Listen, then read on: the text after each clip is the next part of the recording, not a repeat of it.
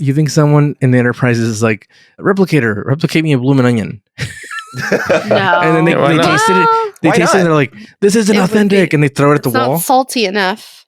Like I want a salty. 20th century Outback Steakhouse bloomin' onion, please. Deanna Troi would be like, a non-synthetic bloomin' onion, please. Yeah, like a genuine chocolate bloomin' onion. Yeah, I want GMO on that shit. I want all of the works. Yeah. If Monsanto isn't a chef. I want what is that one? What is that one? Monsanto isn't a chef. What's the other one that where they put a MSG? Shame MSG. MSG. MSG's good though. But exactly. But if the future doesn't replicate MSG, makes my mind tingle. Well, the Enterprise is MSG. It's not free. bad for you, unless it depends on if the replicator is racist against Asian food. If it is, then it won't put MSG in. But if it's not, well, that's a whole nother topic we can get into about MSG. Yeah, is it a racist replicator that thinks certain things? I forgot what place I went to. What whatever tonic was, a balso tonic.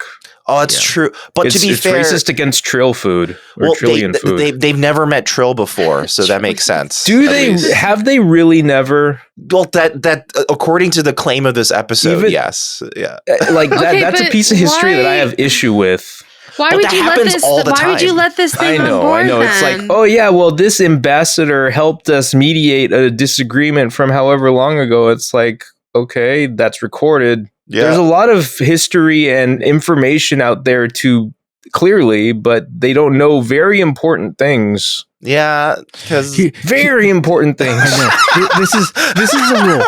This is what the rule should be on the Enterprise or on any Starfleet ship. Mm-hmm. You can't transport in, then we don't want you on our ship, dude. just be like sorry. And it's so easy to explain. What's so secretive about this?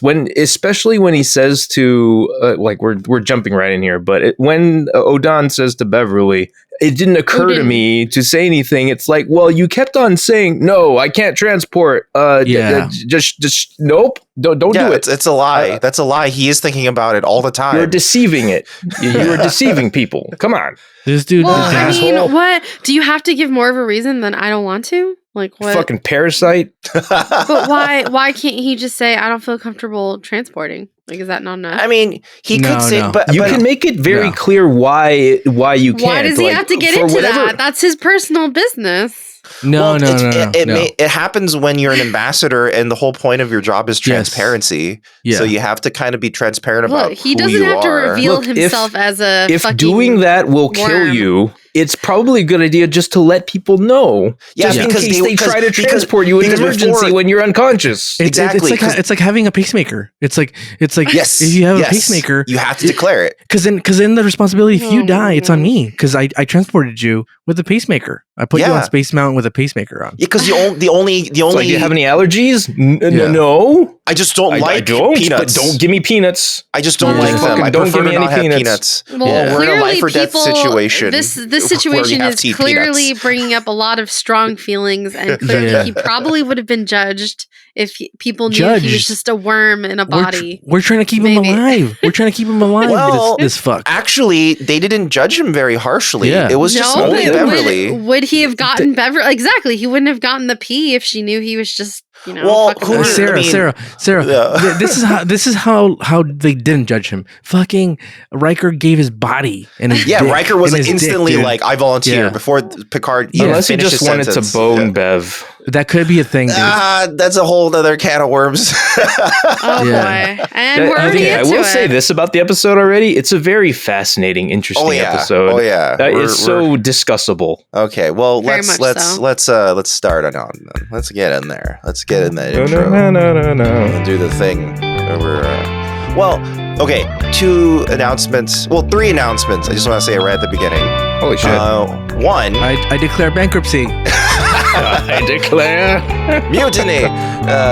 So there is a listener from across the pond in England, I believe, Mark Appleton. He's been helping us QC some issues we've been having with the way Podbean has been distributing our episodes. So thank you very much, Mark, for helping us. Why are you paying these people in beans, dude? Thank you, Mark. Well, he just kind of pointed it out to us and was just like, "Oh, this is going wrong. Is that okay?" And I was like, "Oh my god, that's a huge issue. Thank you." Yeah. Oh, thanks, Mark. It hasn't been fully fixed yet, but we're getting there. And Podbean has never seen it before, so they'll figure it out. You talked to eventually. Podbean himself, Mr. Podbean? Yeah, I talked to Mr. Bean. Yeah, Rowan Atkinson. Yeah. His full name is Podbean Bean. Rowan Atkinson.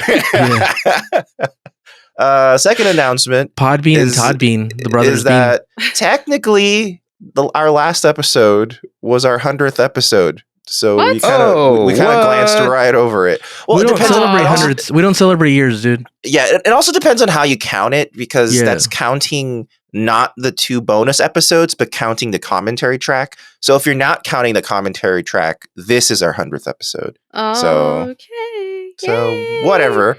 Happy 100 or whatever. 100-ish. Who knows? Yeah, great.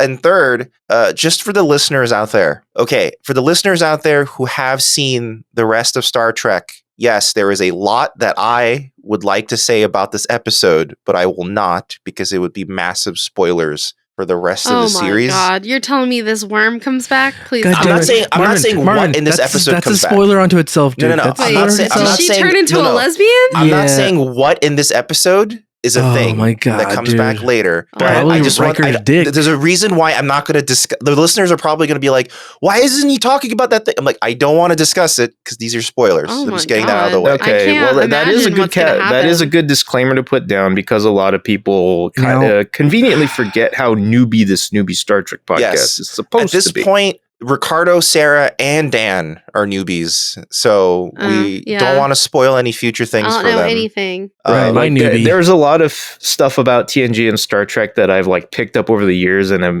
kind of slotting in as we get to it, but there's nothing about this episode that strikes me as something I should know already, or that I know already. Yeah, here's the thing. So whatever you're talking about, I don't know. Yeah, sounds good. We'll see eventually. Now I'm looking for it. Now I'm looking for it, dude. Yeah, I feel like the only options are kind of disturbing. Honestly. Here's my theory. My theory. I'm gonna lay it out there, and then so we could play back later.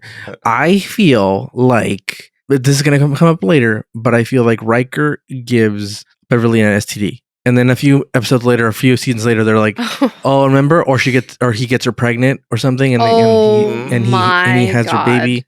It's either an STD. Well, it's either way. It's an STD. Either he catches feelings, or he catches a space TD, baby. Yeah. Oh my god! I can't even. No, I don't even. I can't even think about a spatially transmitted disease. Yeah.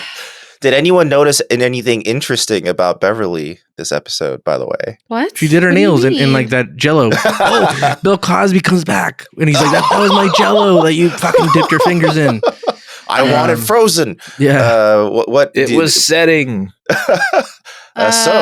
Speaking of Ricardo talking about pregnancies. Oh, is she pregnant in this episode? Gates McFadden was pregnant this whole episode. Have you noticed how it was only medium and close-up shots of her this entire episode? It's because she was very visibly pregnant. Wow. Oh, really? Oh, okay. Yeah, she's wearing a bit more oversized. Yeah, so they went out of their way to. Oh, that's weird to do all these kind of weird sex scenes and what? They actually didn't have a sex scene. They had makeout scenes, but lots of implied sex. We have invented sex where there was none in plenty of cases. So she pregnant with her baby? With an alien baby? You said yes. You said yes. Yes, said yeah. Well, I'm just saying Gates McFadden in real life was pregnant with her child. No, but I'm saying Beverly, dude. You said yeah. So I assume she's pregnant. Oh my god! You know what? That's an entanglement that I can't even. No. Here's the real twist. When she gives birth, it'll be Wesley. It's a time traveling Wesley. It's Ricardo's favorite thing in the whole world. Yeah. A baby time traveling back in time. It's space Jesus. There's nothing Ricardo loves more than back in time to kill his own grandpa. They kind of do avoid shooting her in any kind of. Yeah. Well, they shouldn't shoot her at all. Guns are dangerous in front of pregnant ladies. But she does look like she's wearing an oversized coat a lot of the times and stuff. And Data, I noticed that Data didn't hit her in the stomach. In any of this. Usually Data would go out of his way to punch everybody in the stomach. But fuck you. Boom. Wow. Right in the breadbasket. Like, doctor, you're late. Yeah. Oh, actually, there is one scene that you can see that she's pregnant with a belly. Actually, there's a few slips here and there, but where she walks out of the elevator after being caught. They even strategically cover her with a chair in one shot. Yes, in the conference room, she's walking in front of a chair. Yeah. When she's exiting the elevator, her jacket kind of flips open, and you can visibly see she has. Yeah, there's a few slips here and there, but for the most part, I mean, no one noticed it while we were watching. So they did a pretty good job. It was also the first episode directed by Marvin V. Rush, who at this point was entirely a cinematographer. I didn't know you did this. Wow. Wow. Yay. He had only done cinematography up to this point, so they gave him a directing gig. And then he was like, this is the one I have to direct, where now I have to make Beverly in close-up the whole time. So that kind of annoyed him. Yeah. But, it worked out. It all worked out. But since he's a cinematographer first and foremost, he knew how to do it. It's true. He knew how to make it work artistically. And I guess everyone can tell by the title of the episode you clicked on and what we're talking about. We watched The Host this week, which is a big can of worms, as you could tell from the way we opened the podcast. There's a lot to discuss. A lot of worms. There's a lot to go through. Literally, a lot of big worms. Yeah. But this episode first aired on May 13th of 1991. So Dan, may the 13th be with you, dude. Thank you. Very good. Very good. All right, so back around that time, this just stuck out to me. For that week, the Billboard Top 10 Songs of the Week, 3 of the top 10 songs had very sexually suggestive titles. There's Touch Me All Night Long by Kathy Dennis, I Touch Myself by the Divinals, and I Want to Sex You Up by Color Me Bad. Yeah, dude. I Want to Sex You Up, that's not as sexual. This is very interesting for, it literally says sex week, in it. Very fitting it's for pretty this direct, episode. is my point. In the realm of movies, something released, it was a documentary on Madonna called Madonna Truth or Dare. It was about her life as she was on her Blonde Ambition tour. It was successful, and I don't have much more information about that. However, another movie released, and it's weirdly appropriate to the subject matter of our episode. Alien. It was called Switch, and it was a fantasy comedy film written and directed by Blake Edwards of The Breakfast at, he was the Breakfast at Tiffany's guy. Oh, okay. And it's about a chauvinistic jerk who's killed by his exes and is given one last chance by God to get into heaven by going back down there to find his soulmate. But the devil's like, nah, make it harder for him by making him a hot blonde lady. And so God just goes with it. And so it's about a hot blonde lady who used to be, a misogynist jerk who has to find love and, hijinks ensue. Okay. That's crazy. But wait, so he doesn't have to get with his old exes. He just needs to find love. No. Okay. Yes. For a second, I thought I also have to be lesbian, because that's kind of what the end of this episode sort of it worked out to be. Actually, I think when I read the synopsis of the movie, I think it kind of veers in that direction at first, and he's like, no. And then well, does anyone care about spoilers about this movie? Yeah. I never even heard of this spoiler. movie. No, spoiler. Don't spoilers, dude. I want to see it. All right. My God. It was from the early 90s, right? Yeah. Early 90s. I want to see it. Okay. All right. I'm gonna see another add to Ricardo's queue. Yeah. It sounds a little bit like Mannequin, but in a weird way. I didn't see it either, but yeah, it's kind of an interesting plot, to be honest. On paper, it's fascinating. Blake Edwards directed it? Wrote and direct, yes. You know what? Go ahead. Spoil it. I don't give a shit. Okay. Well, as a lady, he ends up getting together with his best friend from when he was a man. Oh, dude. That's a beautiful story, dude. And then he dies, or she dies. Oh, no. Whom? When she gets up to heaven. They die, Dan. God damn it. Well, I guess at this point, I have no clue. So they is appropriate. And then God's like, hey, do you want? Here's the stupid part though. When the main character dies and goes up to heaven, it's like, hey, you've made it into heaven because you did the good thing, but now you have to choose between being a male or female angel. Oh. And then she's like, well, I kind of got used to being a woman, but and then it's like, don't worry, you got eternity to decide. And then that's angels have no genitalia, so it doesn't matter. They got both. They're both it's basically, do you want short or long hair? That's the actual question he was asking. Well, this guy's a male, they were asking, but he has because in the hair. movie, God is portrayed by male and female voices together. Oh. At the end, do they play Shania Twain's "Man, I Feel Like a Woman"? Come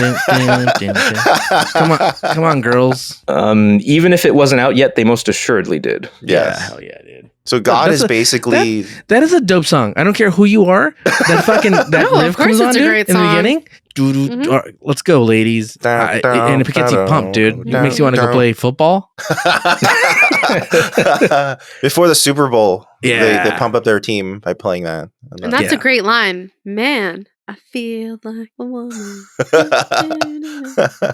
So Dan, you're saying God is basically Xelatath from what's it called? Eternal Darkness game. Eternal Darkness, where she had both. Yes. They had both voices. All right. Yes, it's a regional dialect. Excellent. And so that's the trip around the sun, everybody. Let's all go home. Oh my God, let's all go home. Let's all go home to ExpressVPN. Oh, thank God. The safety of ExpressVPN. You know, we usually have a spiel for ExpressVPN, but this time I actually want to talk about a new press release they released, which is they had Cure 53 audit their lightweight protocol again, which means that this year alone, ExpressVPN has completed and published 12 third-party audits. And that covers all of their technologies, and it also means they have had more audit reports than any other VPN service in the entire industry, which means they are currently the most transparent VPN service out there available. They're so transparent, they're invisible. Yeah. You're invisible too when you use ExpressVPN, because it obscures your IP address and makes sure your ISP can't tell you what you're doing. And they don't keep any connection logs. They don't keep any activity logs. You're all safe to do whatever you want to do without being spied on when you use ExpressVPN. And if you want to use ExpressVPN, just head on over to expressvpn.com/newbie and when you sign up for 12 months, you get another 3 months for free. That makes that whole package 49% off. If Richard Nixon had been using ExpressVPN, wouldn't have gotten caught. It's true, actually. He was stupid and had people with flashlights go into a hotel room. Yeah, they were raw dog in that hotel room. They were raw dog in that hotel room. Don't be like Nixon. Use ExpressVPN by heading over to expressvpn.com/newbie. And if you sign up for 12 months, you get another 3 months for free. It was so lucky that Forrest Gump was there. To report those flashlights. Forrest Gump is a completely historically accurate film. He single-handedly saved America. Yeah, he on also multiple occasions. He's also the only man to have mooned the president. Yeah, and, successfully without incident. Also, we have our other sponsor, Ekster, EKSTER. Look, I know you guys know that they make wallets that are nice, small, compact, with RFID blocking plates and a quick release button, but they also do other things. They make keychains, they make I don't know what it's called, like a key wallet, because you can like fold your keys into like a little thing. I actually have one of their key holders. It's downstairs right now. And it's pretty cool. It's a key valet. A key valet. Oh, it's a key valet. That's how it's called. Okay. Yeah. So, they got all sorts of accessories and stuff like that. I just made that up, Marvin. Oh, God damn it, Ricardo. You have to lie once. I was about to say, I don't want to tip my key ring every time I put a stupid key on it. Ricardo has to lie once of sponsorship in order to... but yeah, I mean, check out all the stuff that they got there. It's more than just wallets. It's like Burlington's Coat Factory. It's more than just great wallets. Ekster's got a bunch of stuff going on. So you can head on over to ekster.com. That's EKSTER.com and use our offer code newbie. Or you can head on over to shop.ekster.com/newbie. And if you buy anything, you can use that offer code, get up to an additional 25% off any order site-wide. And that means it stacks with any ongoing sales. So if they're like, hey, we already have a 20% off sale, boom, up to an extra 25% off on top of that. That's a lot of savings. Add that up. What do you get? 45% off. Bam. It's a fucking lot of savings. What's calculus? Yeah. Free shipping on any order of $50 or more, and free returns within 45 days of receiving your order. So you could just try that out for 45 days. It's a pretty long tryout period from receipt of the actual product. And you can be like, you know what? Maybe I don't want my wallet to look this stylish and nice. I'm going to send this back. Yeah, 45 days. This wallet's out of my league. What was I thinking? So again, that's ekster.com, ekster.com with the offer code newbie or shop.ekster.com/newbie for up to 25% off any order site-wide additional. There we go. All right. We did mention Burlington Coat Factory, so don't shop there. Fuck those fucks until you start paying us money. Two things. One, again, a public servant's announcement. If you are easily offended, this isn't the podcast for you. It's okay. Not everything's for everybody. It's okay. Just change the channel. Don't listen to it because you're like, oh, I fucking hate this guy. He's talking about. Although that's not going to stop some people. They seem to do it anyway. That's fine. You know what? If that's your bag, that's your bag, dude. Yeah. Welcome back to newbie liberal talking points. Yeah. It's funny. I've seen comments where people go. Someone said they went through all of our shorts and they hate us. And I was like, then why did you watch every short? Because there's Star Trek footage on the screen, idiot. They hate us though. Well, it seems like a lot of effort. Well, yeah, it's a lot of anger. That shows a great amount of effort and compassion on their part to want to understand and like us. Yes. But they just couldn't find anything good. I commend them. That's to their credit. I guess thanks for trying. One, I commend you. Two, thank you for commenting. Yeah, because a bad comment's a comment. Fuck it, I don't give a fuck. Yeah, for sure. I don't read them. It's not like I read them. Two, here's the thing. I'm going to get serious real quick. Oh. If you know anybody at Tajin or Tapatio, we want their sponsorship. I want a Tajin shirt, what is the tier? Rocking it. Tapatio or Tajin? Tajin first. And Tajin then Tapatio. First. Okay. Yeah. All right. Okay. Because I feel like Tajin's more unique. Let's manifest it. It'll happen. Yeah. We're gonna think about it. But other than that, whatever. Next year when we have our Tajin sponsorship. Yeah, we'll be like, remember back when we really wanted a Tajin sponsorship? Well, thank all the conservative fans. We'll be like, they made it happen. All the views. Thank you. Yeah, thank you. Thank you. And in all seriousness, dude, if you're hate listening, good on you. I don't care. That's fine. All right. Good. Thank you. All right. I actually thank you. A listen's a listen. So, Yeah, thank you. And also, let's thank Denise Crosby. Ricardo, could you please tell us what happened in this episode? You know how they would have found out he had a bug in his belly? Give him some Tajin. If he just told people. Give him some Tajin, and if his belly just fucking gurgled, it's like, this guy's got a fucking bug. Fucking hit him in the stomach. Data comes hitting over. Beverly. So the episode starts off, first shot in the Enterprise, fucking making out, dude. Oh, yeah. Mm-hmm. Yeah. Well, she talks about Wesley, and we're like, oh, is Wesley back? Which is weird. She's talking about Wesley, and she's fucking making out, just having sexual It's thoughts. true. It's a boom in your face, make out. Yeah, really. She was With the thinking about weird Wesley. It's guy. like, I remember back when I made Wesley. Yeah. So she's gotten over Wesley's murdered dad, and now she's making out with this guy, and you're like, he looks weird, but it's okay, no judgment here. Yeah. Yeah. He's got some stuff on his face, but okay. He's like Standard TNG alien. yeah, he's like a Standard Trillian. I will say, guy. when I saw this shot and the close up, I mean, it was shocking. I mean, Yeah. I don't think we've seen anything this risque on the TV. on Star Trek. Well, it was just very in your face. Like they No, it opened was up. sudden. It was sudden. sudden. pretty I was sudden. like, whoa, we're in full makeout mode, and we're I- close up. I can see their mouths and their tongue. Yeah. I think Gross. See their mouths. Because usually Star Trek will do the weird fake, when where you fake turn away kiss kiss. someone. you give the back of the head, the back of the head, right? Yeah, exactly. Like the back, like when you pretend to kiss somebody and it's really just yourself, hugging your arms or something.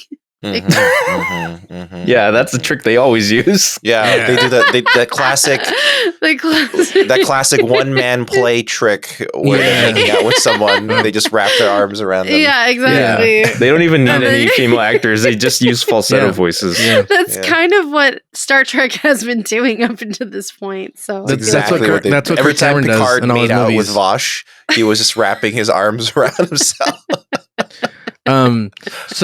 So they're making out. There's a couple of scenes in like TV and movies that when you watch them, you're like, that's 100% believable kiss. When like most kisses on TV, you're like, oh, it was written in the script and then they had to do it. But what I'm saying by real is that like it feels genuine. Like, oh, these characters really intended to kiss. Oh, there's tongue. Like they had not even tongue. Not even like you see kisses with tongue sometimes. The intent. And you're like, you see the intent. You see kisses like with tongue, and you're like, not believable, even though it looked intense. Wasn't there like a Hollywood movie recently where they had to do like a CG kiss? Oh yeah, it was with because like it was on Netflix. Like something like that. I forgot the guy's name. Was it Jonah? You mean Jonah Hill? Yeah, Jonah Hill. Yeah, like they didn't even like. It was a CG kiss. They had to do that because like it like opposite to what Ricardo's describing. There was, I don't know if they just didn't want to kiss. There was no chemistry. I don't know. I remember Ricardo telling me about some sort of like Hallmark movie during COVID where because they couldn't like touch. They had to like kiss through like cellophane. Is that? I don't know if that's real. It wasn't cellophane. It was real. It was plexiglass. What? Fantastic. Yeah.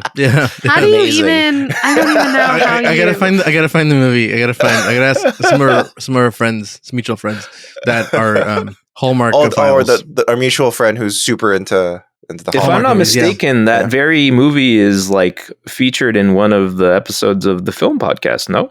Oh, maybe yeah. It might have. Yeah, it might have been the one. I think it was part of the like the Hallmark Christmas movie special you did. Yeah, that maybe I been too high to remember that. But this Jonah Hill movie, they didn't even get close enough. They didn't even get close enough to like fake a kiss, so they had to like CGI them together, and it just looks like a blob of CGI. Oh no! Yeah, it looks bad. Why? And then everyone looks like Henry Cavill's upper lip. Yeah, oh no! Everyone's turning into an upper lip.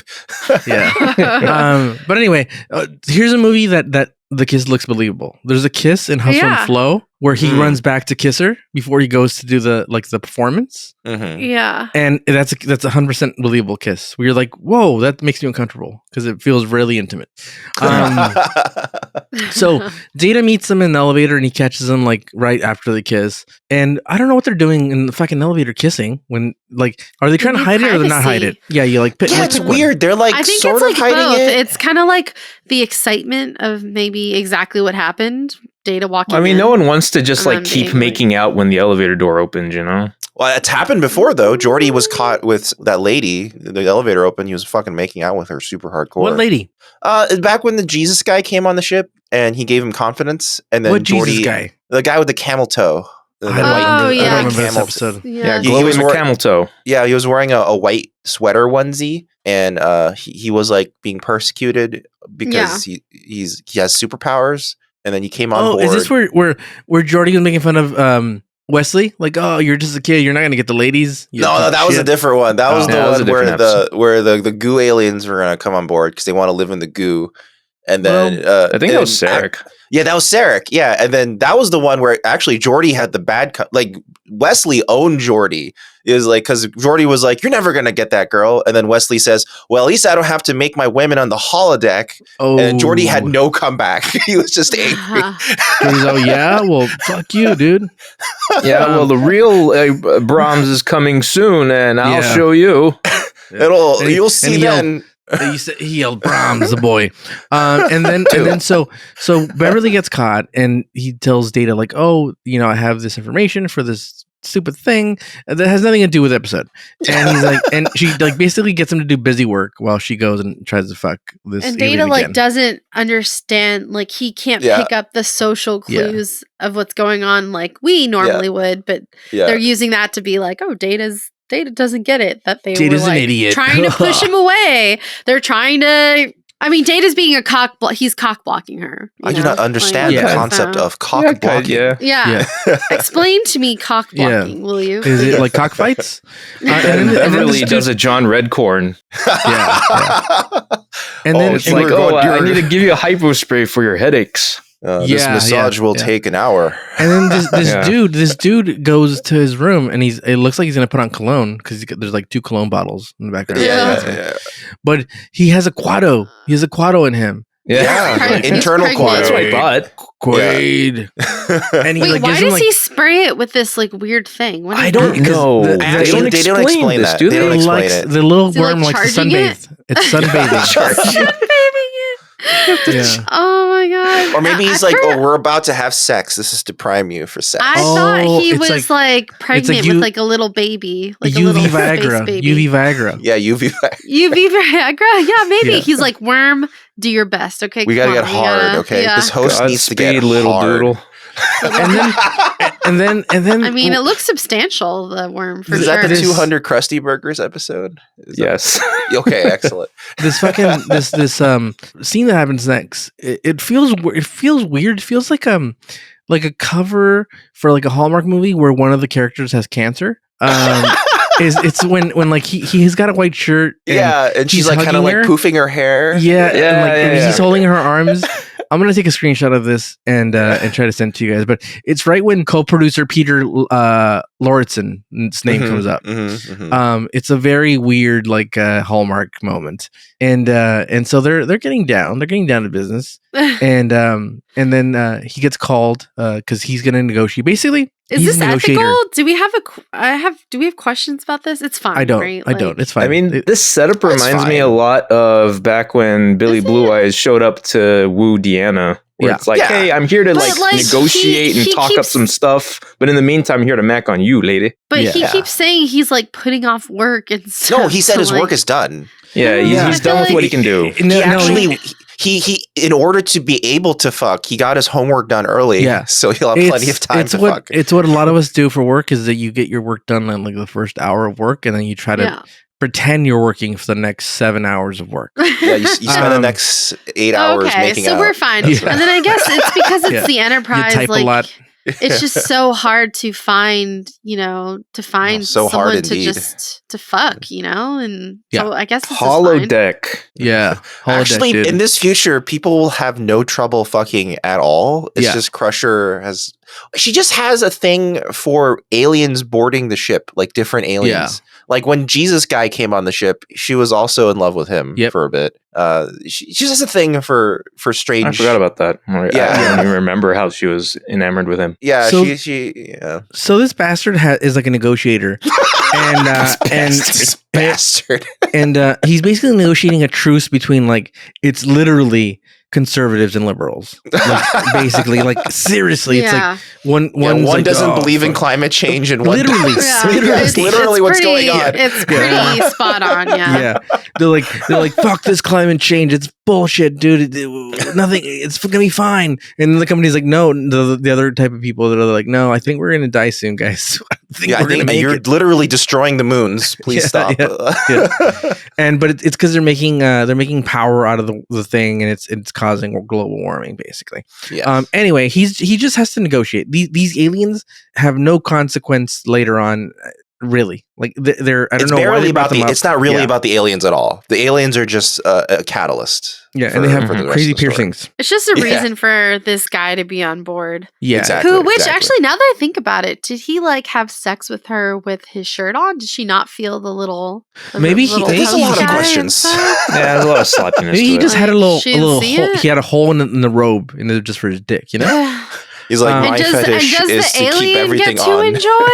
Does the alien get to enjoy? Yeah, the alien's feeling everything. Of course, the alien it took over the body. This it's body a full symbiotic relationship. He feels everything. if you know what I mean. Oh yeah.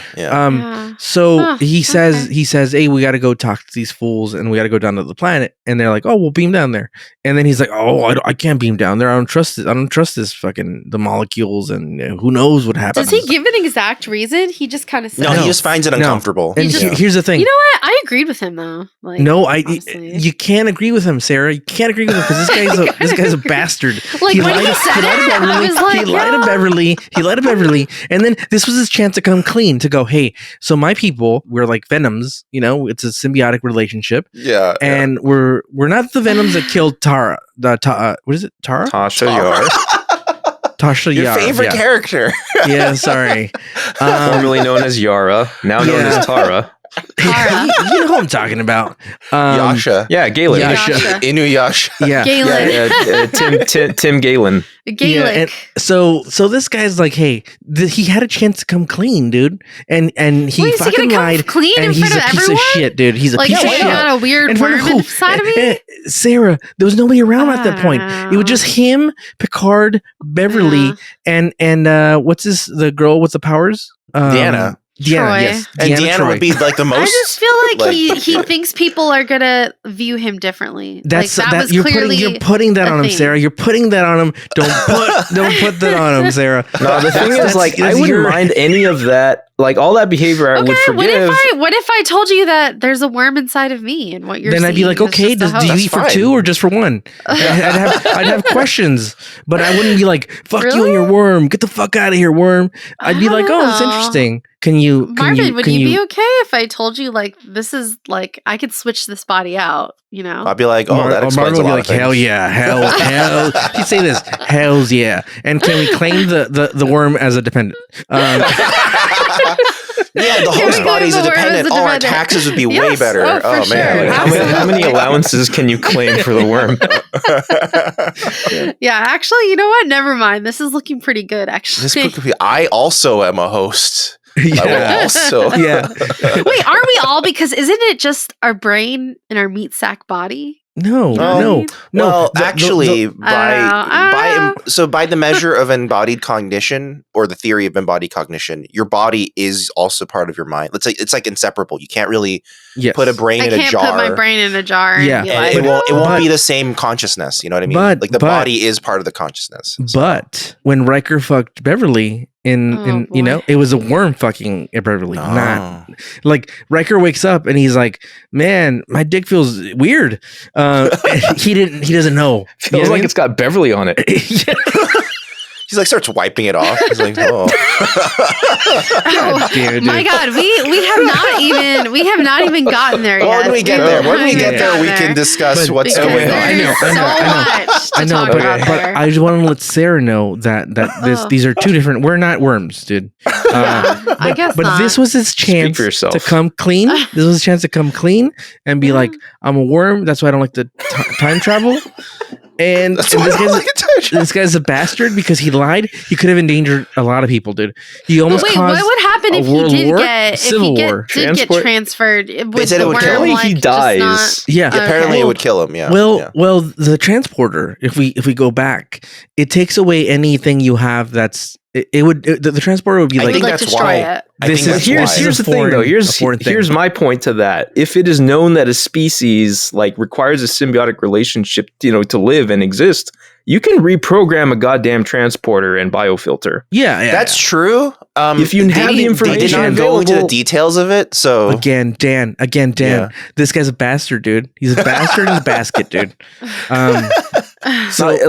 Everything I would be okay with if he didn't lie. The big problem is he lies to Beverly and says it didn't occur to me. Yeah, it's like saying she doesn't disclose that she doesn't have a host. Well, that's what he tries to use as an argument, but it's there's so much more reason for you to say to. I loved his argument back. It was well, you didn't tell me you were a to be fair, it's he basically said, well, you didn't tell me you didn't have herpes. It's yeah. And he's he's clearly amongst groups of people where his wormmonger. He is not the norm. the way he functions is not the norm compared to others. But we could accept him if he didn't lie to us, dude. This guy's he's a Trill, right? If he was just transparent. Yes. Yeah. A Triller? So that's a slur. Yeah. So then it sounds like it.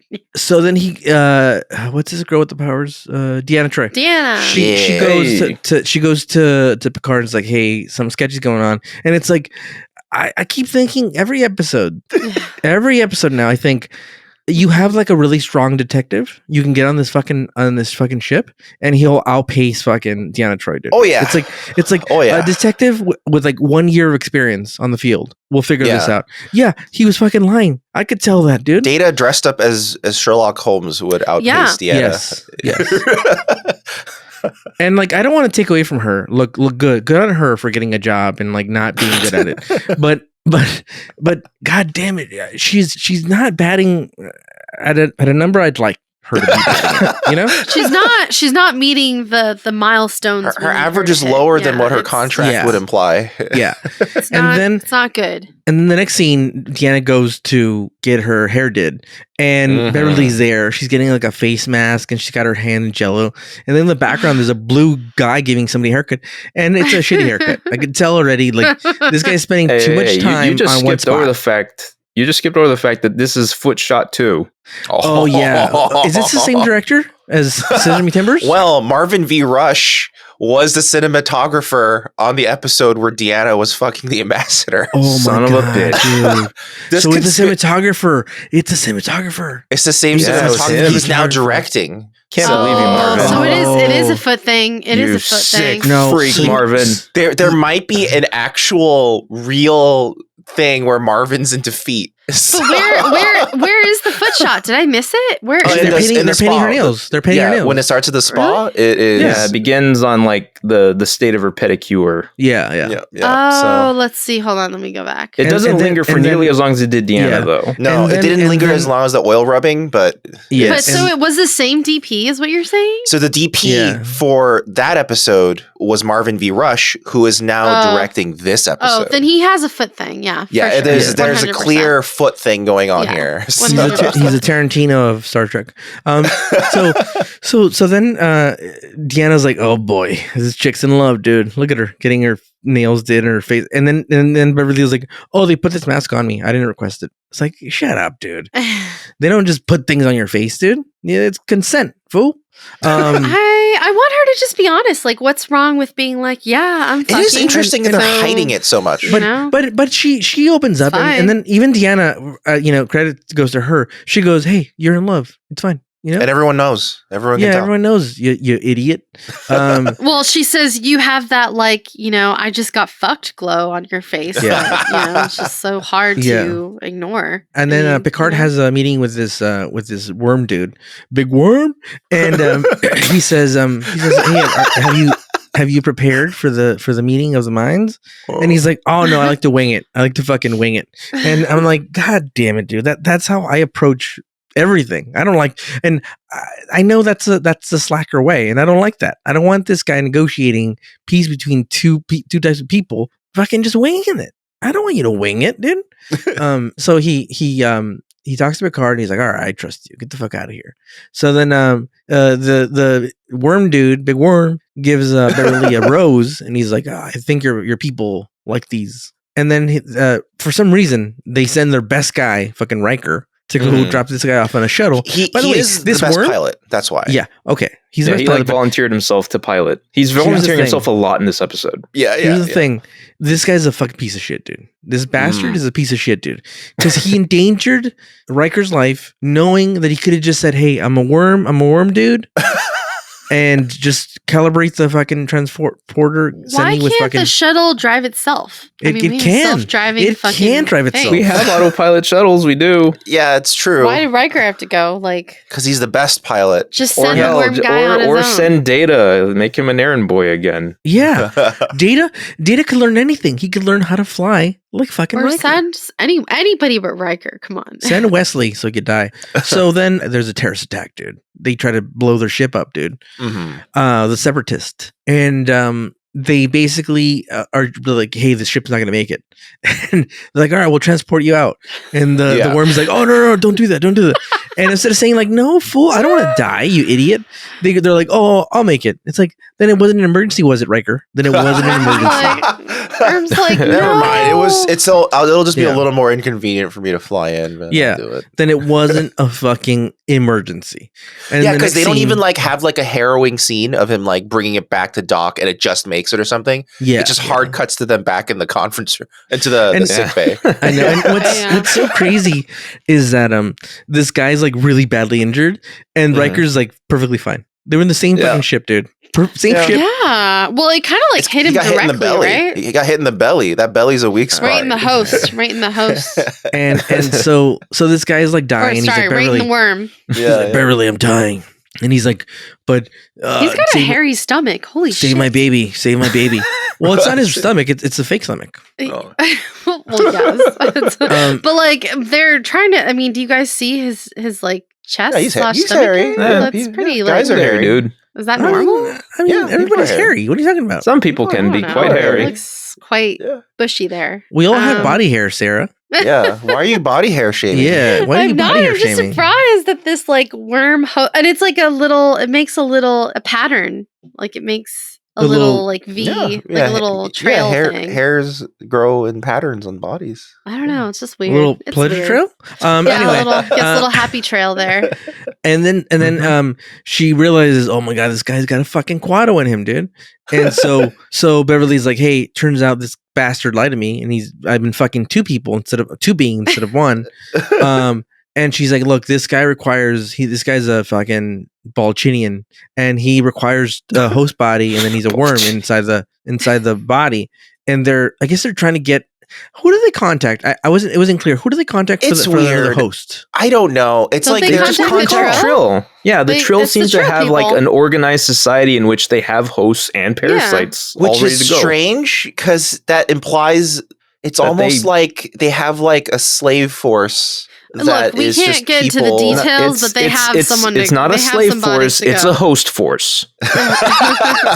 That's their lot in life. They love it. They just come in and go, "I am to be the host, and I will lose all of my." Yeah, it's like, look, when hi, I'll be your host this evening, and for the foreseeable future, every evening. For the rest of my life. When I heard that this guy needed a new body, I was thinking to myself, I'm like, wow, the options are endless. Like, I would just be like.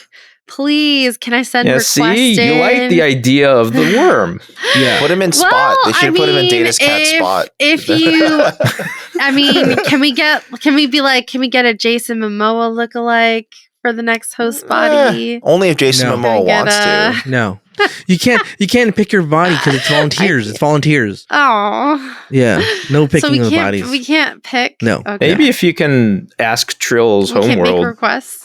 Yeah. Ask the Trillion homeworld. You know, everyone knows that like if you're gonna have to replace the host body, Beverly was like kind of hoping for something like of equal or more value, right? I mean, when these are volunteers, going slightly ahead, when she turned in preparation to see the new host, she had a huge smile on her face, and until she saw who it was. But I mean, it's pretty presumptuous. Like, I think the smile was more a relief over it doesn't have to be Riker anymore. Yeah, because I fucked him already. So. Basically they're like, hey, the host is not gonna get here in time. This dude's this fucking lobster. They're stuck in traffic. Yeah, this lobster dick's gonna fucking die. And so this lobster dick. Yeah.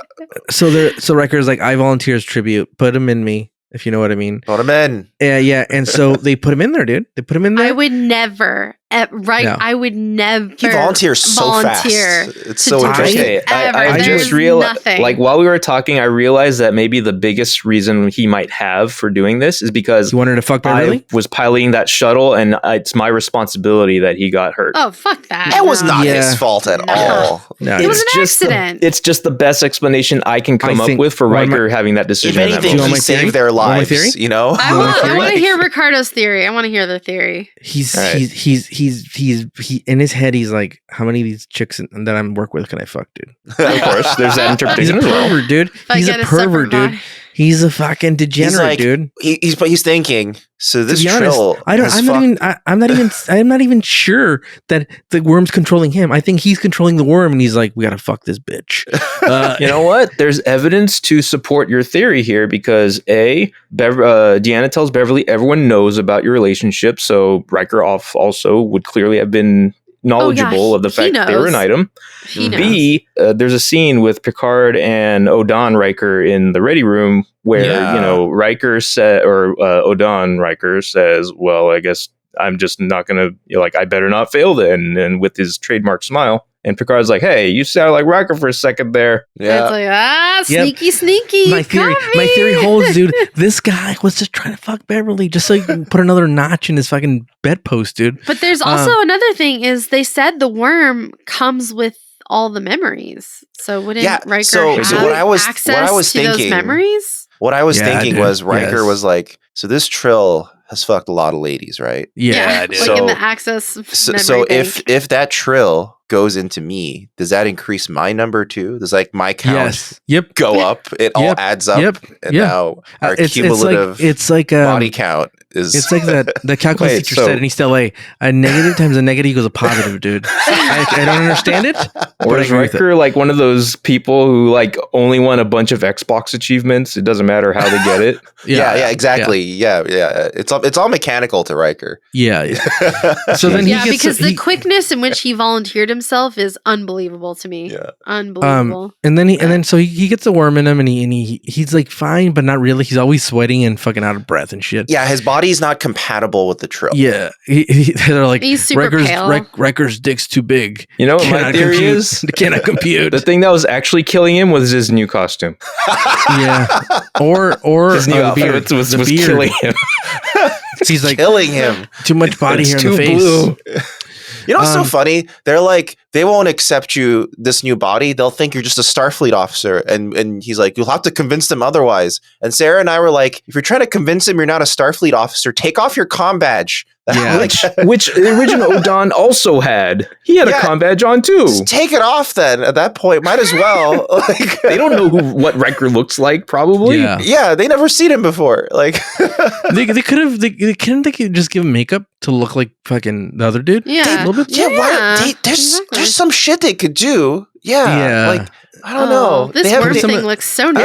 I don't know. I'll give them kudos for trying transparency first and foremost, and not for deception. Yeah, not like the worm bastard that fucking lied to everybody. The worm entering Riker is like the most disturbing thing. It's just settling in all nice, all cozy and snuggly. It's like snuggling it's finding in that there. spot between the stomach and liver. Oh, God. It's establishing its ass groove right above that the gooch. So then he there's full transparency with the aliens, and he's like, look, conservatives, liberals, lend me your ears. I'm the worm dude. Don't forget me. And he's like, I know your secrets. If you ask me a question, I will answer it. Yeah. And they're like, well, we don't believe you. And they're like, dude, trust me, come on board. I'm the dude. Mm-hmm. And then there's a scene with Beverly and him, and he's trying to be all romantic with Beverly. Beverly's like, no, dude. No, dude. I don't want anything to do with this. Stop. Yeah, you're Riker, dude. She treats him about as badly as her son treated the Muppet Lady. Once their real thing was revealed, they're superficial people, dude. They just turned super angry at them. It's like the way Wesley responded to Muppet Girl. He was so disproportionately angry. Oh, he was so mean, understanding at all. Yeah, and in this, Beverly does have more motivation to be angry, but it's still kind of weird how much she hates him. Yeah, she really hates him now. It's not like a confusion. Almost, it's more of a hate. Yeah, and it's kind of weird. She becomes a racist. And then there's a scene with her and Deanna, and it's really crazy because basically there's a lot of fucking talk, but at the end, what she basically says is look, the worm is in is in Riker, and Riker is the worm right now. So if you love the worm, love Riker. It's okay. It's okay to love Riker. Because love is love. She's basically said love is love. Definitely not okay. Love. Which is interesting coming from Deanna. She gives him permission to fuck her boyfriend. Yeah, isn't Deanna she's like, you can fuck my fuck buddy. Buddies with Riker. Yeah. So she's like, oh, maybe it's kind of hot to share him, Throughout the entirety of TNG, they've never been exclusive. So, I mean, it's always been fine if Deanna fucks someone else. It's always been fine if Riker fucks someone else. Remember she fucked Teabag? Yeah, she fucked Teabag. She fucked the ambassador guy who came in who could read minds and shit. The guy who touches feet, the feet toucher? Yeah, the feet touching man. So. Like, one thought I also had was like, while Odan is inhabiting Riker, he probably feels very different emotionally to her as well. Yeah. Yes. So it's like, this is a completely different person at the moment. Go ahead. Have a go. It's fine. I don't know. Also, it's still his body, though. Like, I know. Yes. There's weirdness about that. But I also want to bring up another weird thing. Why bring up your dad as your first love? That was really odd. I didn't get that. Both of them, analogy even falls apart. Both of them bring up the wrong people. So Deanna brings up her dad, which is odd. Although it sort of works in the sense that before, Deanna has explained that betazoids have two different conceptions of love. They have emotional love and physical love. So she may be just believing that this is her first emotional love, which is a really long roundabout, and like you need canon to understand that to make sense of it. So that's fine. But then Beverly never even once mentions Jack. Like ever. No. This entire episode. And you think this would be the moment she talks about Jack, but she talks about some fucking kid she met in elementary school. Yeah, she could have said, I haven't felt this way since Jack. Jack. Why not? Yeah. It's so easy to just say that. It's so easy to just say that. Doesn't she say this is the most in love she's like ever felt in her life? Yes, that's the other thing. She doesn't even say like this is the most in love I've ever felt since Jack. She doesn't say that. She just says ever. Yeah. It's so weird. It's like, okay. And so Deanna's like, it's okay. Fuck Riker. It's fine. And then I want to talk about this next scene. Riker, the worm Riker meets with the Balchilians, and one of them has piercings and some of them don't. And basically he's like, oh friend, I remember we fought against the Federales when we were young. And like he basically like does all these things to like confirm that it's really him, and they're like, oh, we accept you. Yeah. And then secret details. Yeah, and then it's funny because in this scene, Riker's got a real fucking like a gangster fucking lean. He's like leaning way back on the chair. And he does. He does. He's like, yeah. What's calculus? He's doing good body acting. He's doing I'm like, I'm relaxed and ambassador. Yeah. And I'm an ambassador, but I'm also in a tremendous amount of pain, and I'm trying to not show it. It actually kind of works. The way he's playing it off. It's working very well. He convinces them, but then he's like, they're like, oh, we'll figure this out tomorrow. No worries. And it's like, no, let's figure it out right now, you idiots. And so they're having a conversation, and basically they have to negotiate the next day. And he's like, your body's dying. Riker's dying. And Riker has a conversation with Picard where he has like the confidence of Riker, and he's like, I see Riker in you. And that's why I think Riker's controlling this body, dude. Yeah. That lean seemed like a Riker lean. No, there is a general undercurrent through the episode. It's not said directly, but I think the idea is supposed to be that the host and the Trill, like it's not just the Trill completely taking over, like there's a bit of both in the personality. So that's why, that helps explain the performance, why, Riker Odan acts a little different from original Odan. And I think that helps meld some of that together. Yeah. So it does then bring up some weirdness about when he wants to fuck her.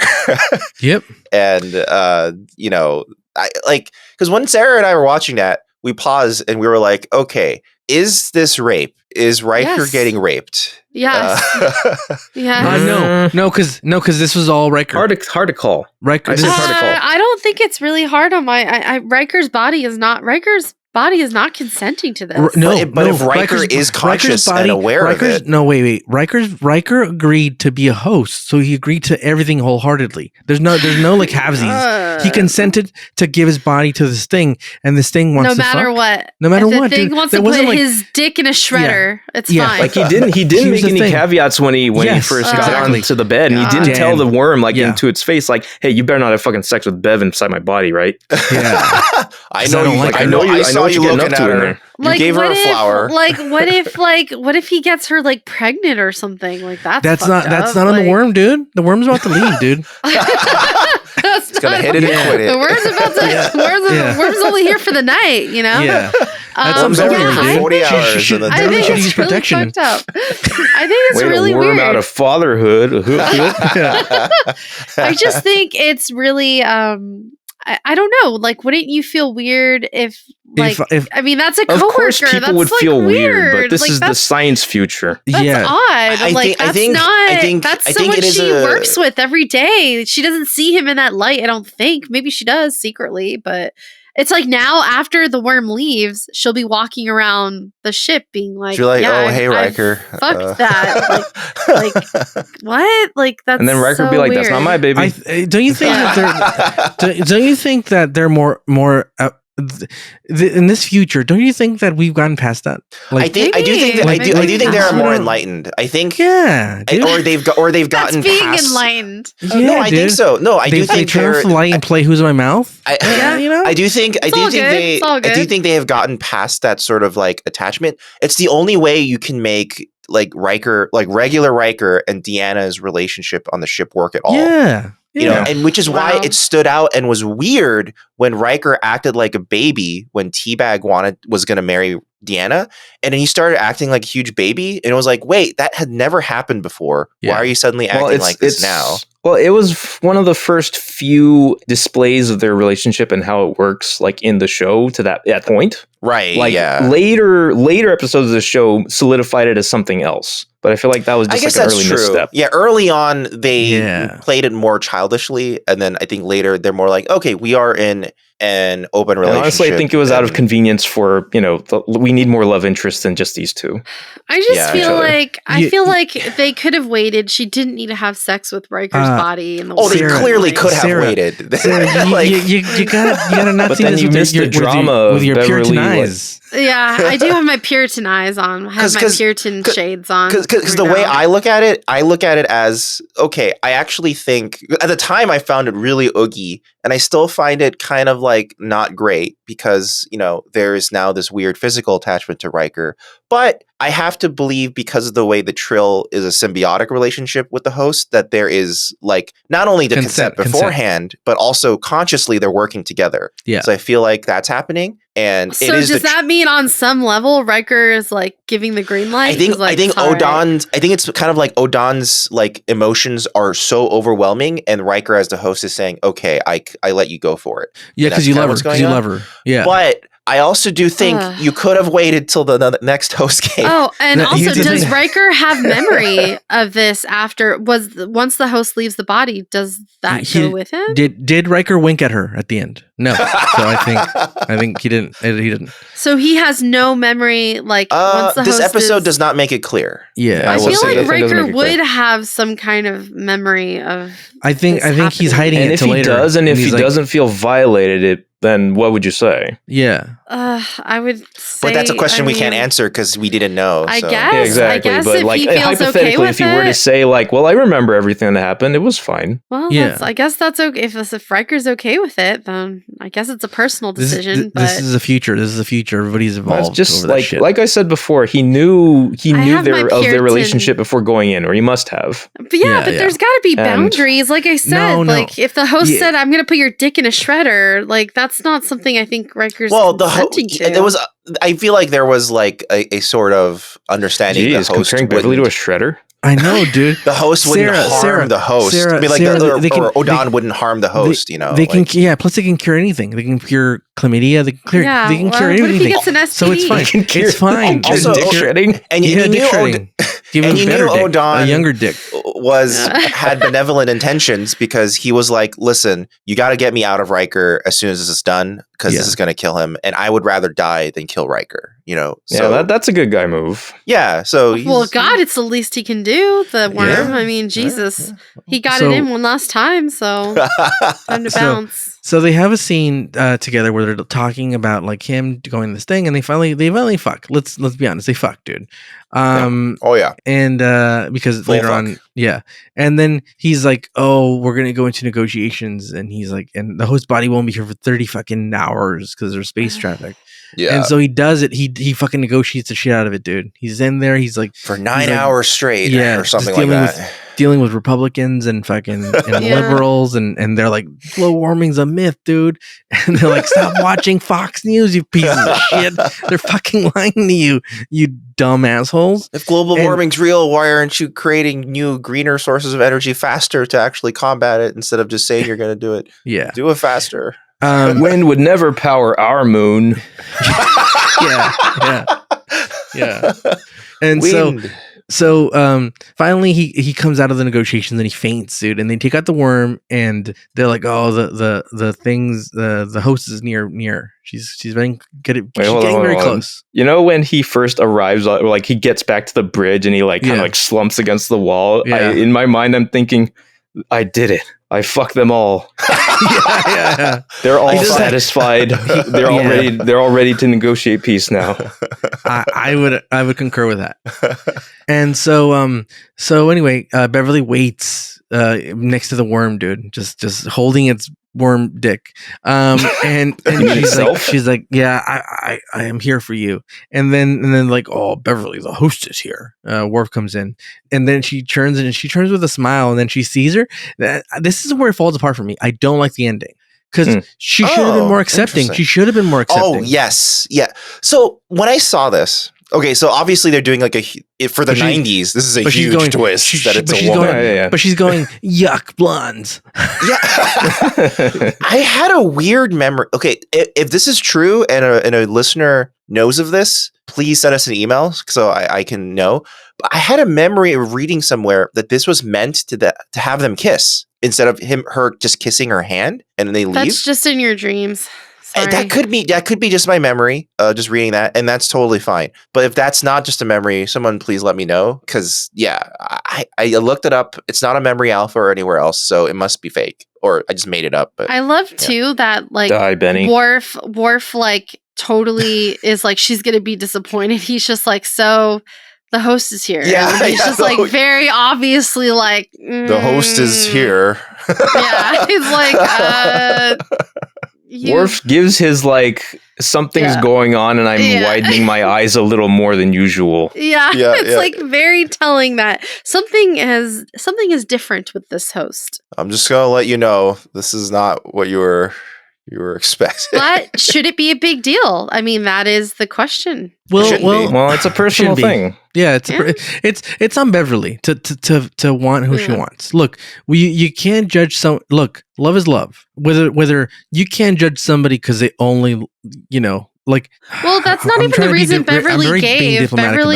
Beverly kind of said she's not really used to all the changing. Like that's kind of throwing her off. But you said at the time that felt like an excuse. It feels like an excuse, but that's what she says. So I don't know if it's true or not. I think to me the response is less. I think she could have like if the response is more like, oh well, I'm just not into that. That's not the response I seem to get. The response I got was almost that of like, kind of like, ew. I think she almost says it, like she doesn't say that outright, but it feels like she's almost disgusted by it. Yeah. Which is like, maybe we're reading into it. Exactly. I could be reading into it. Yeah. I get that feeling as well up until the moment newest Odan kisses her hand. And she does say, I do love you. Well, and she also reacts like she kind of gasps at the hand kiss, like in a way that, might suggest like, oh, like I'm still feeling something off of this. Yeah. It could be a give her time. You know what I mean? Give it time. It's like Novocaine. Give it time. I think girl Odin is a cutie. I don't think it's terrible. No, we can't judge. We can't judge. Like maybe she's like, I just need time, and there was no time for them to get reacquainted because the episode ended. Honestly, I like if I were in Bev's shoes, I would say, well, better this than Riker, my coworker. Yeah, who I've seen his dick already. But she doesn't seem to think that herself. So no. As it is, the ending kind of fell flat for me. So I'm going to give this a 7. Okay. Because it fell flat at the end for me. But it fell flat because of the female host and how they handled it and how that was written. Yeah, I wish they would have been like more like she still would have been like. What if Jason Momoa walked in? No, that's not it. What I'm saying is, I wish they would have been like, man, like I still like they should have been more. She always felt almost like, I don't know who you are anymore. Where it should have been like, oh, if I can really love you, but like all the shifting. It should have been clear. Like all the shifting, I can't get used to it. I can't just because your people have a host what's it called, a symbiotic relationship, doesn't mean I'm used to it. So I'm just either you have to give me time or this isn't going to work. But we could be pen pals for a while. You wanted Beverly to go into more detail, a little bit more detail as to why she was acting so cold. And not even detail. Just I wanted her to make her feelings a little bit more clear.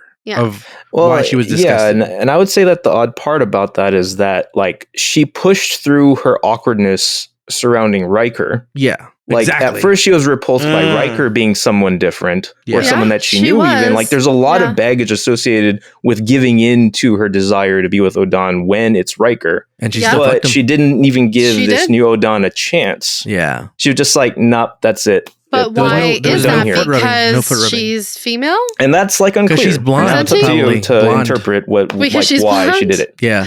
She's not a redhead. She hates blondes.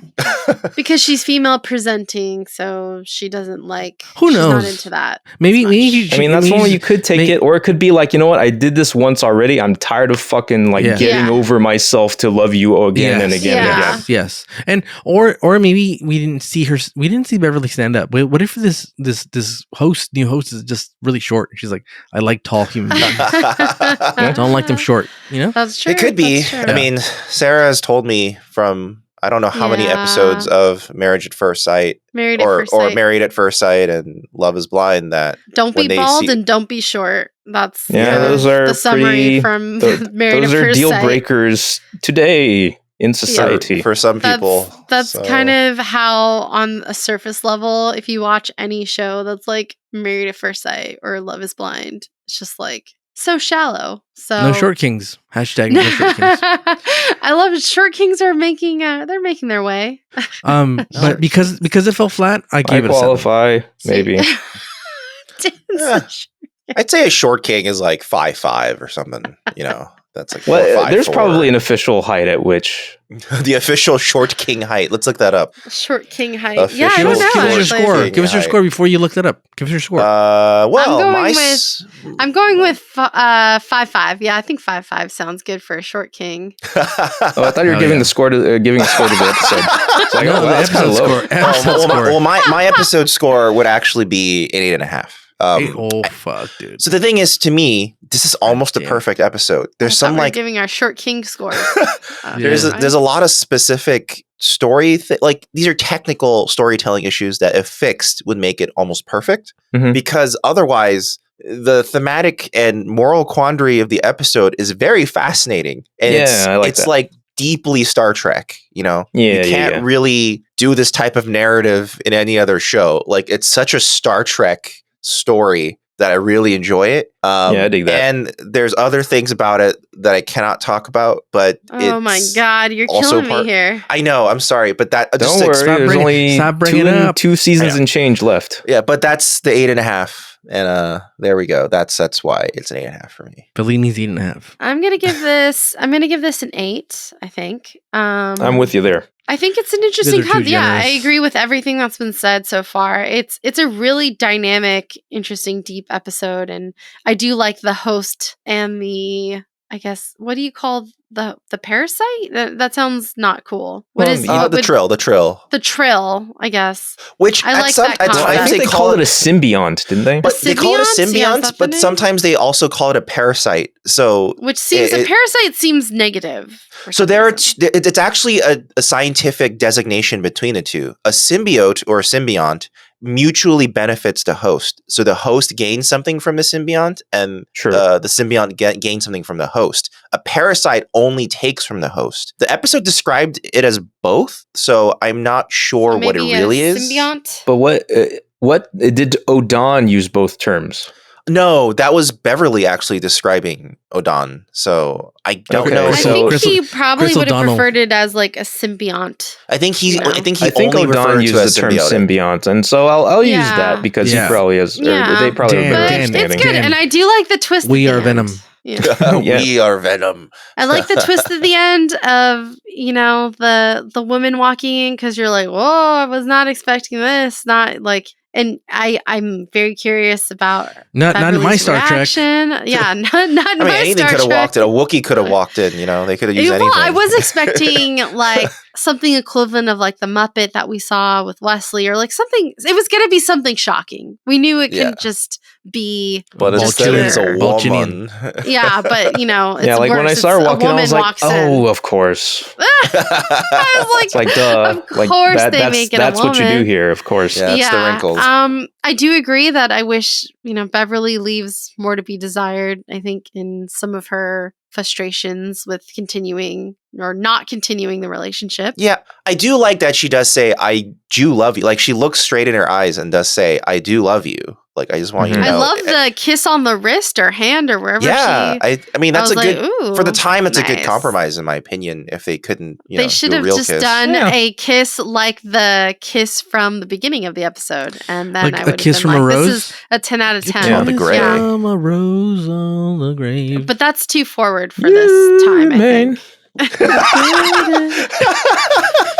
Sorry. Yeah, I was thinking about Batman Forever. I like this episode. I do like this episode. So. Dramatic bat turn. That's the best part of the music video. It's the best part. It's the only part I remember.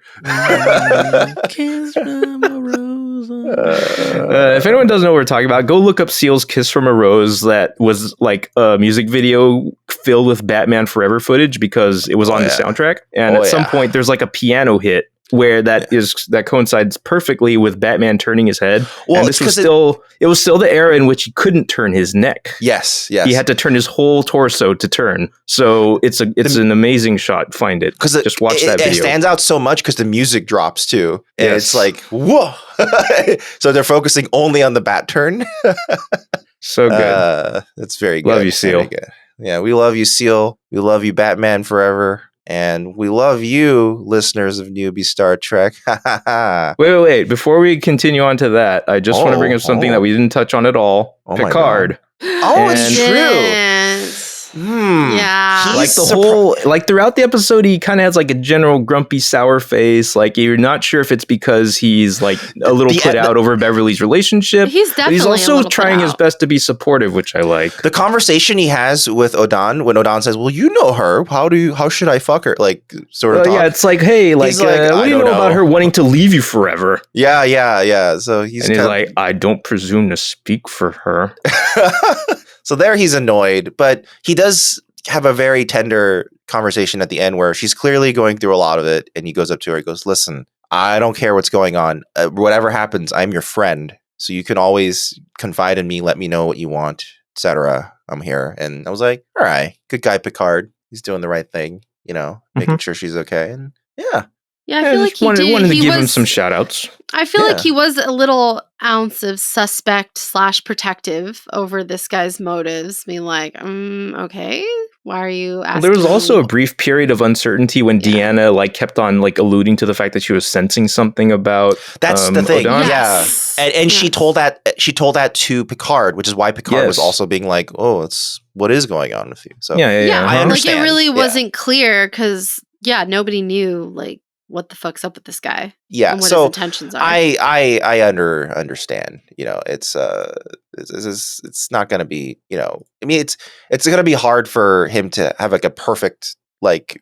I'm perfectly stoic about what's going on here. He does, have a thing for her. So anyway, everybody, that was another episode of Newbie Star Trek. If you guys have been liking what you've been hearing, listening to, wherever you're listening to it, whether it's on Spotify or on YouTube or on Apple Podcasts or wherever, feel free to give us a rating or a review or drop a comment.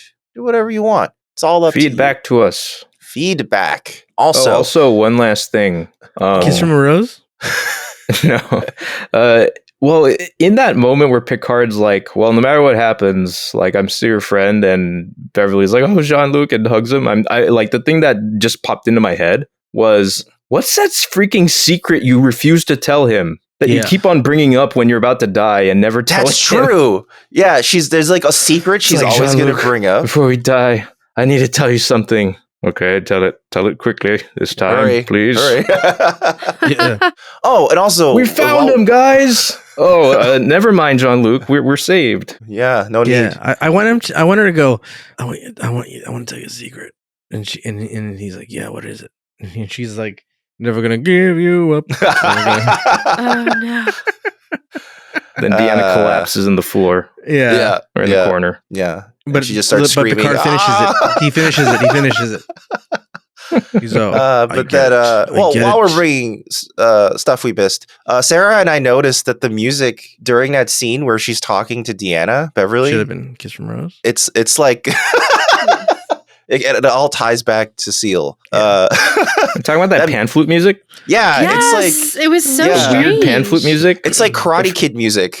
I feel like it's only the second time ever in the show that I've noticed like extensive pan flute music. Yeah, I can't remember the other instance. It's kind of interesting what they chose to do for that because it makes it very intense as she's like trying to turn to look at Riker / Odon. Okay. You know what? I'm glad you brought that up again because I was cracking up. I was laughing so hard at the end of that act break. Yeah, because Riker's face response looks so funny. Like he's just blankly staring at her from far away at the bar. And Beverly looks like shit because, she's going through it. And she's like looking back at him like terrified for her life. And then fade to black. Good. And the music just swelling. It's awesome. It's like it's like if you put different music on it, it would be like a horror movie sequence, right? Yes. Where they just discovered like a dead body and they're looking at each other like, but who's the killer? Like that kind of look.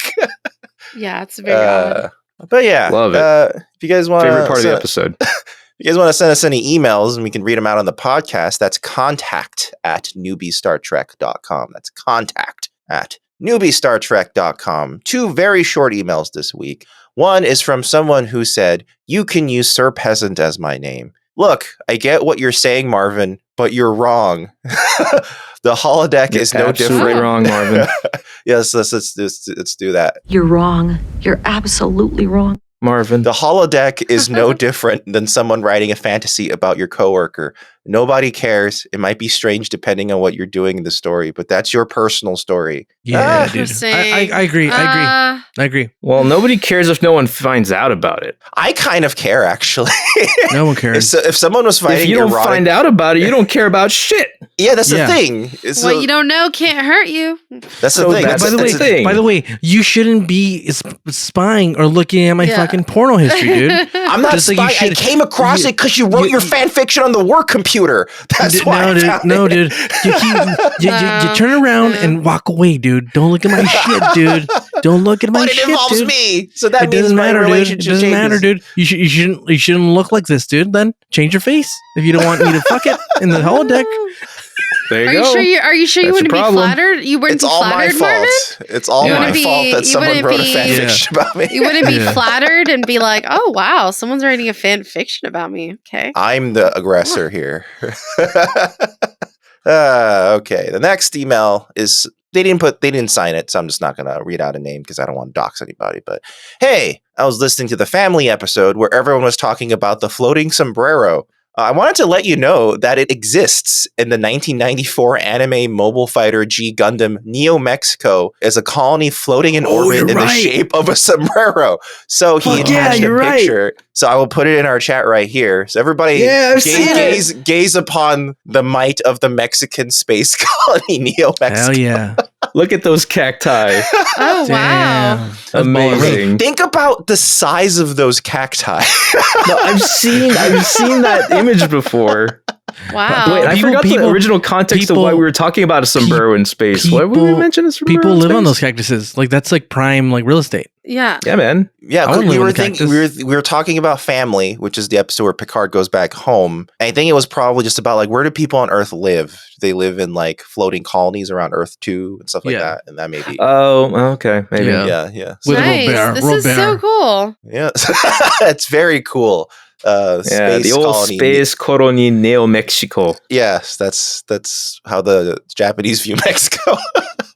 Well, that's a caption on the screen. Yes, exactly. It's the caption the thing says. But yes, thank you very much for those emails, dear listeners. Thank you. And yeah, if you guys have liking what we've been doing so far, we do other stuff. You can head over to fugitiveframes.com. it's got other stuff you can look at over there. We have some episodes of the Fugitive Frames Film Podcast. We got the COVID Hallmark movie podcast. Yeah, don't it's true. Look at it. Don't go over there. Don't go over there. I'm gonna revamp it soon. Don't go over there. Oh, okay. Well, don't go yet, dear listener. Don't listen to Ricardo. Just go over there and listen to whatever until he shoos you out. Kiss from a rose on the grave. Go watch Fugitive Games YouTube channel. No, don't even watch that either. So much.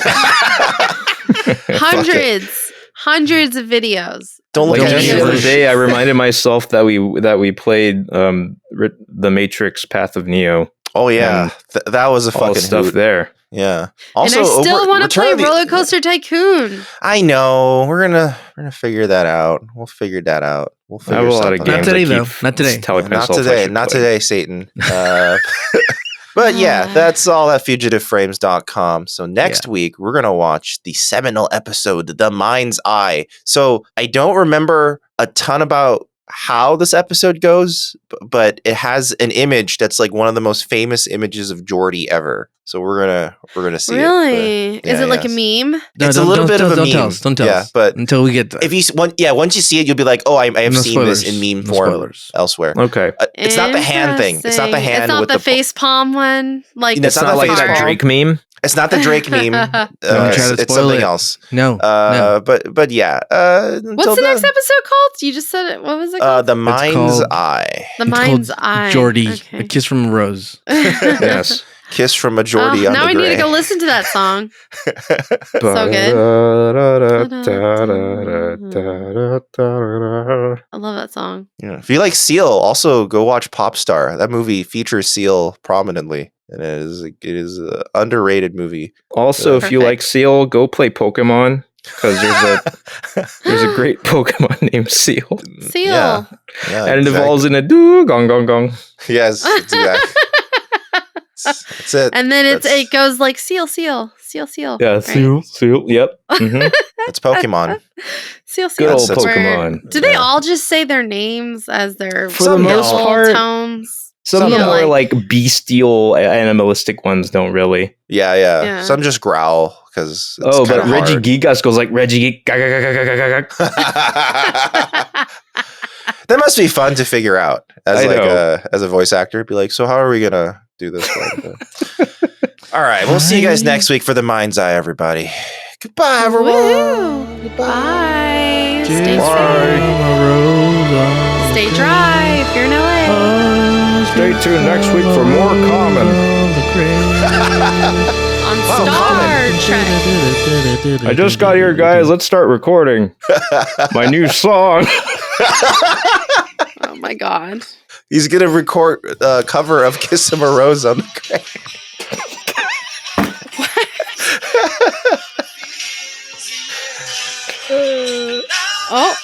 Oh yes. Oh shit.